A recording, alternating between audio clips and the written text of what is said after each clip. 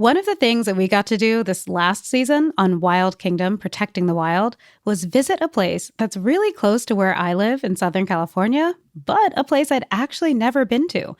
It was the Channel Islands archipelago. This is the only place, Peter, on Earth that you can find the island fox. And each of the islands has a little different subspecies. So what we're going to see is unique just to Santa Cruz Island. I'm so looking forward to it. I'm so pumped. After a little over an hour-long boat ride, we landed on Santa Cruz Island National Park. And we have to just paint a picture for people of what this place looks and sounds like. It is so quiet. Peter, I have to say, our visit to the Channel Islands is one of my favorite memories of us together because we both kind of had this collective kind of dual moment of climbing to the top of this mountain. The production team asked us to hike up and then turn and look at the view and just express what we saw. And I think before you and I were able to even say anything, we just kind of gasped because it was so gorgeous. So beautiful, so natural.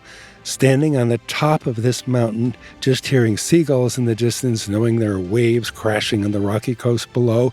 It's a scene I will never, ever forget. We went all the way out there to better understand the story of the Channel Islands foxes. I'm Peter Gross, wildlife expert and educator. And I'm wildlife ecologist Dr. Ray Wingrant. This is Mutual of Omaha's Wild Kingdom, the podcast. Episode 6, A Fox Success Story.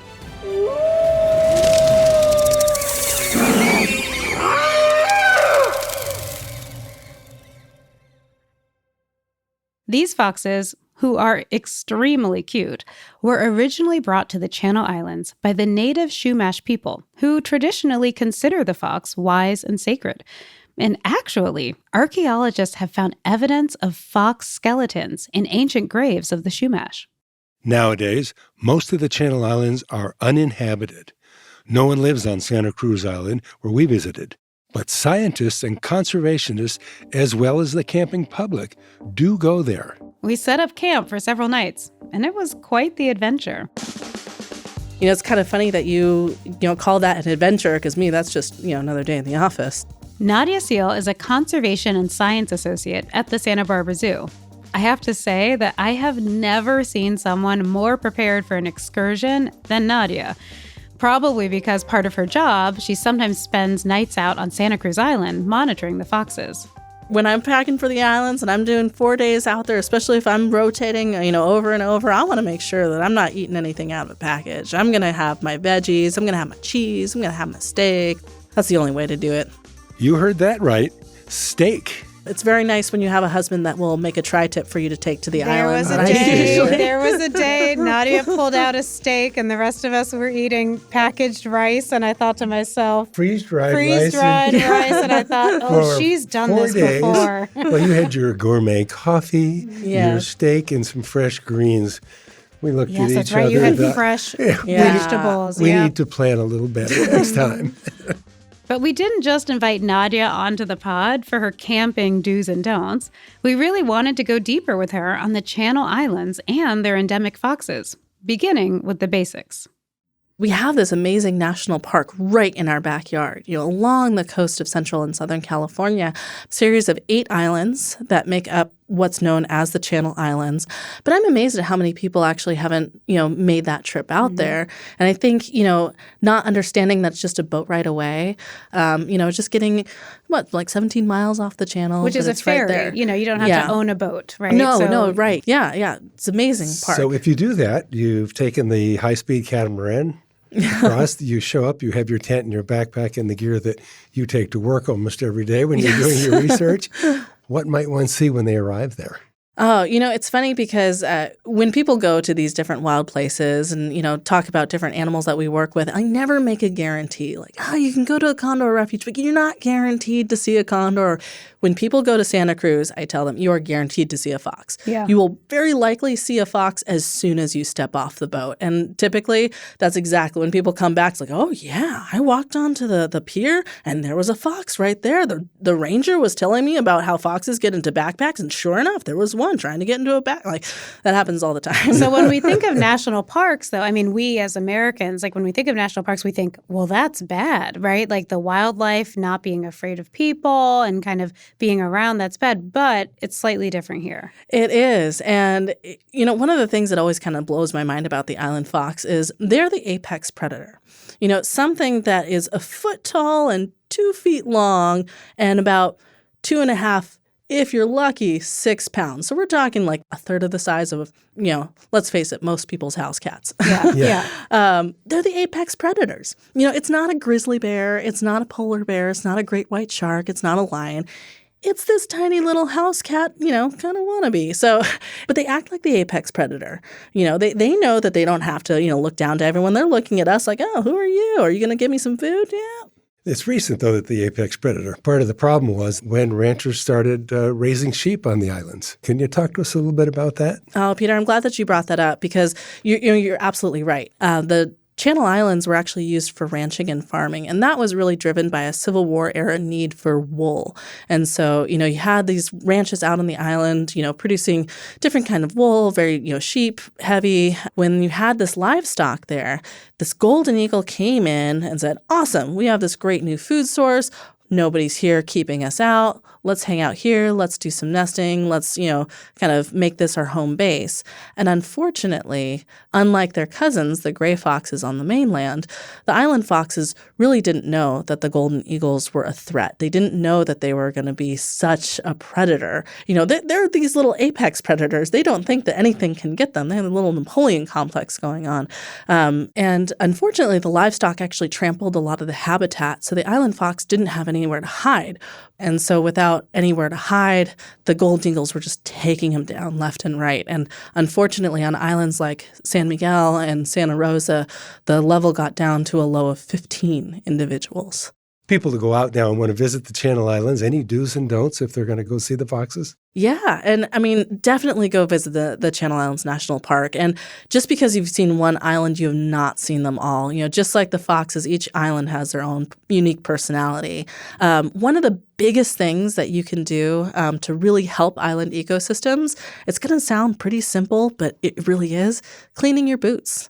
I actually learned a startling statistic recently that invasive species, plant species specifically, they only make up about 15% of the plant species that are out there on the islands, but they take up 75% of the land mass. Oh, no. Really? Yeah. And we can make a change. We can make a difference by looking at your shoes. boots and taking out those grass seeds, making sure that you're scrubbing off any other potential seeds as you're walking through a field. And this is on your way to the Channel Islands. Yes. So kind of when you're on the boat, before you step onto that island, clean off your shoes. Yes. And honestly, cleaning your shoes is good practice, not only for the islands, but before you go into a stream, before you go into a cave. It's amazing the kind of things that we can just carry with us from one place to another. So being in good practice of cleaning your boots, honestly, is one of the best things you can do for conservation. Let's back up a little bit more about you. How did you get started in this field?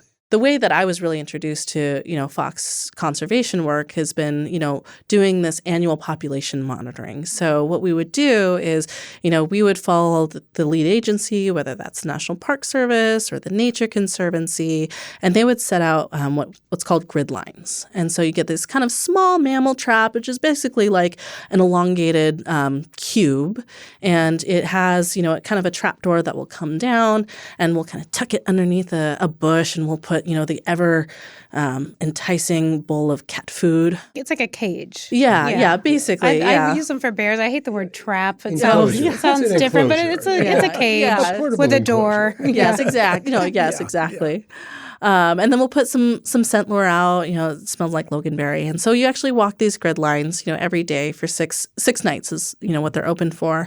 And so it's actually kind of fun because, one, it feels like a treasure hunt because you're watching your GPS and you're like, okay, I gotta find the GPS. And then you look in the trap and like, all right, is the door open? Is it closed? Okay, it's closed. Does that mean there's a fox inside? And so, first of all, you feel like you're on a treasure hunt. And then, you actually see the fox. And I've had some really kind of fun experiences, especially the young ones. They just like to kind of cuddle on your lap for warmth. I had this one female last year. She was so sweet. She stayed on my lap, and she was a lactating female. So, she had kids to get home to, and we were kind of bonding over that. It's like, yeah, I got to get home to my kid too. I feel you.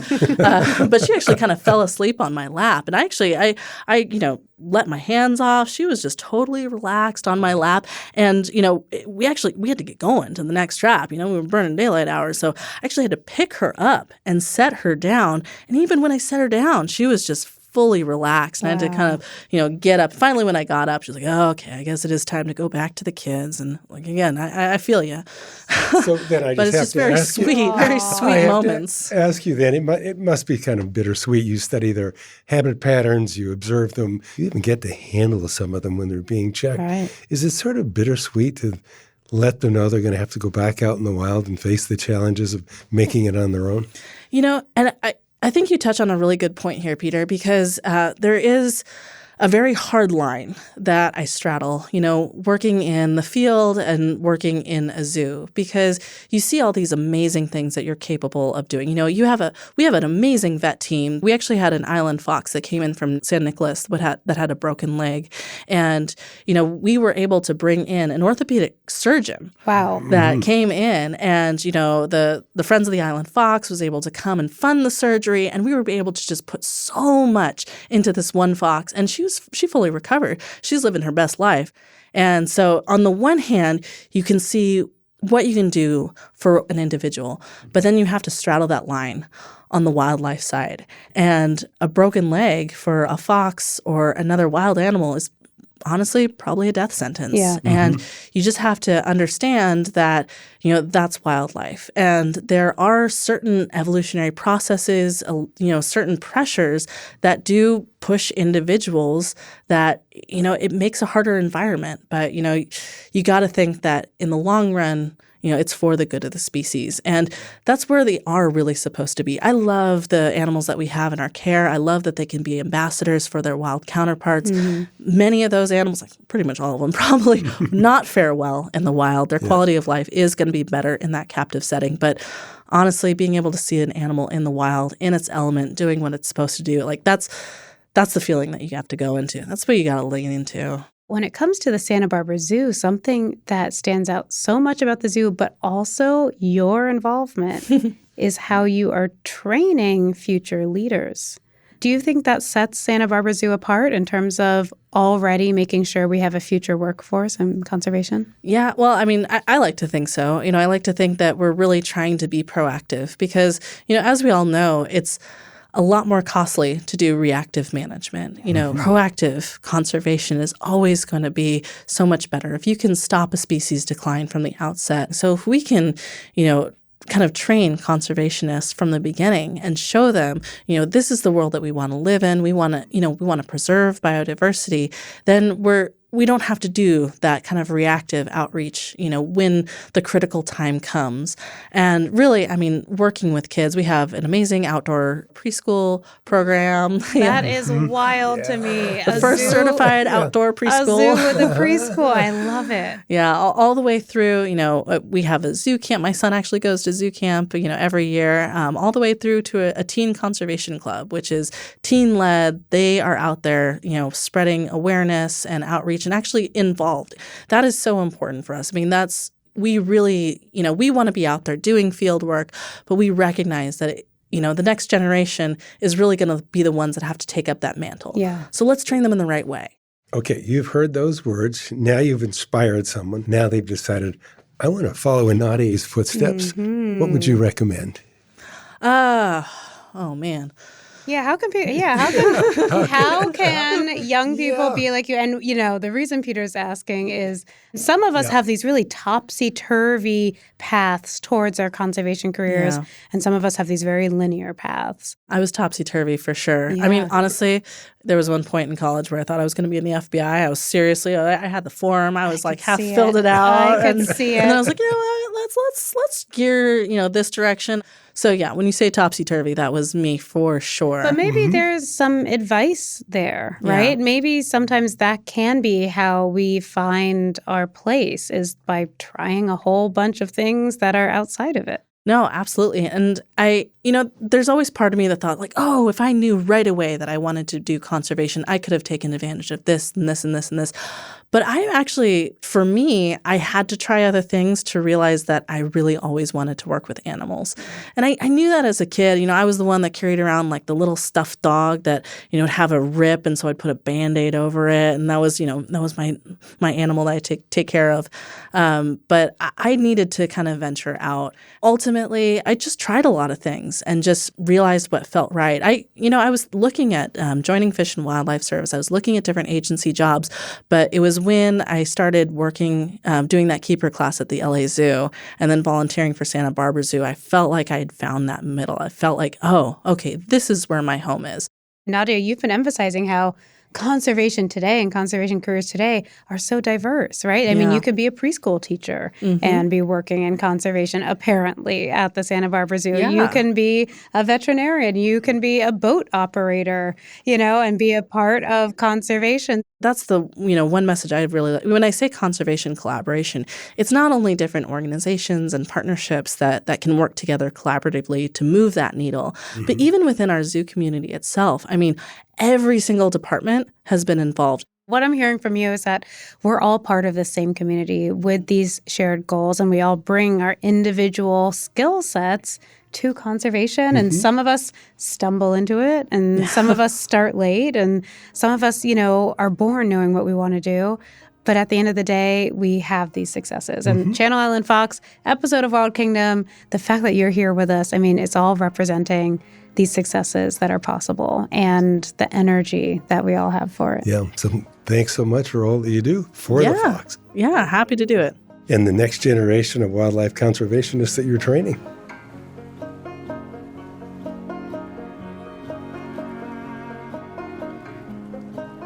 You know what's interesting, Peter? I remember kind of feeling like I was coming back to reality when we stepped on the boat to leave the island and go back to the mainland.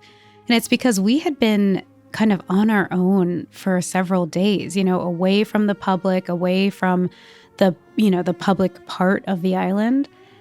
And when we took the boat back, I mean, we were on the boat that anyone can take. And so it's kind of like we went from this like very remote, very private, experience where it was just us on the island to boarding the boat with a whole bunch of happy folks who had been camping on the national park side and then going back to mainland California. It was this really interesting kind of like reintegration back into society. Yeah, it was an amazing trip. I was reluctant to leave. I was sorry we had to leave. I would love to have stayed a few more days and explored the rest of the island. I gotta say, Peter, we have such a wonderful job visiting these amazing places and meeting these absolute heroes of the conservation world. Because we hear a lot about how humans affect places without considering their impact on the environment and the animals that call it home. But Nadya's work is an example of the determination and dedication it takes to truly protect the wild. Sometimes you can get caught up with the doom and gloom of media headlines, but it's so important to know that you have lights at the end of the tunnel. Know that you can move the needle in the right direction. It's one of those things where you see a species that might be going down and you can say, no, we can reverse that. We've done it before. We can do it again. The Channel Islands are home to plants and animals like the Channel Island fox that exist nowhere else on the planet. If we take the necessary steps today, we can ensure magical moments in the wild kingdom for future generations. Join us next week on the podcast when we talk to Molly Alves. Molly's work with the Tulalip Beaver Project in Washington State is fascinating.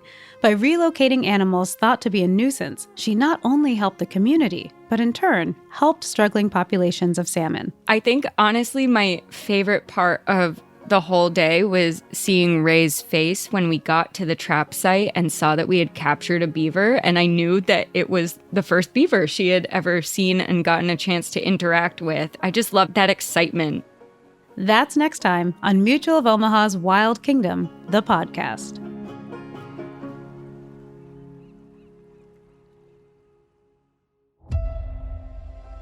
Mutual of Omaha's Wild Kingdom, the podcast, is a production of Pineapple Street Studios and Mutual of Omaha. Our senior producer is Stephen Key. Producers are Zandra Ellen and Jenny Van Solen. Associate producer is Lisa Serda. Editor is Darby Maloney. Executive producers are Barry Finkel, Gabrielle Lewis, and Jen Wolfe. Pineapple's head of sound and engineering is Raj Makija. Senior audio engineers are Marina Pais, Davy Sumner, Javi Cruces, and Pedro Alvira. Additional engineering by Rob Miller and Jason Richards. This episode was mixed by Davy Sumner. Production music courtesy of Epidemic Sound and Hearst Media Production Group. Episode clips courtesy of Hearst Media Production Group. Fact-checking by Justine Dahm. Marketing and promotion by Emily Paschal. This podcast is hosted by me, Dr. Raywyn Grant. And me, Peter Gross. A special thanks to Caitlin Williams, Sophie Radmilovich, and Stephanie Diaz. Today's episode is based on the Mutual of Omaha's Wild Kingdom series created by Don Meyer. Our next episode will be out in a week. Make sure you listen on the Odyssey app or wherever you get your podcasts.